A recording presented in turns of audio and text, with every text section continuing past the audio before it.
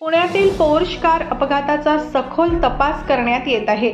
या प्रकरणाशी संबंधित असलेल्या प्रत्येकाची चौकशी करण्यात येत आहे। त्यातच या प्रकरणात विशाल अग्रवालचा मुलगा याचे ब्लड रिपोर्ट बदलण्यात आल्याची धक्कादायक माहिती समोर आली होती। त्यानंतर ससून रुग्णालयातील 2 डॉक्टरांना अटकही करण्यात आली होती।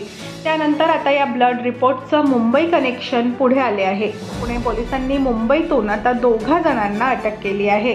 ब्लड रिपोर्ट फेरफार प्रकरणात या दोघांचा सहभाग असल्याचं समोर आलं आहे। त्यानंतर पुणे क्राईम ब्रँचने दोघांना थेट अटक केली आहे। अशफाक मकानदार, अमर गायकवाड अशी दोघांची नावे आहेत। या दोघांचीही आता पुणे पोलिसांच्या क्राईम ब्रँचकडून सखोल चौकशी करण्यात येणार आहे। पुण्यातील पोर्श कार अपघाताचे प्रकरण सध्या चांगलंच गाजत आहे। त्यात सोड नवनवे खुलासे समोर येत आहे। यातील सगळ्यात धक्कादायक म्हणजे विशाल अग्रवालच्या मुलाचे ब्लड सॅम्पल बदलण्यात आले होते। त्यानंतर मोठी खळबळ उडाली होती। अवघ्या 3 लाखांसाठी ब्लड सॅम्पलमध्ये फेरफार करण्यात आले होते।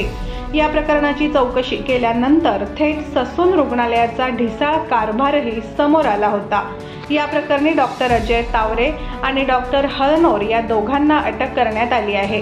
त्यानंतर अवघ्या 3 लाखांसाठी त्यांनी हे कृत्य केल्याचंही समोर आलं। विशाल अग्रवाल यांच्या मुलासाठी त्यांची आई शिवानी अग्रवाल यांच्या रक्ताचे नमुने वापरण्यात आल्याच्या चर्चाही रंगल्या होत्या।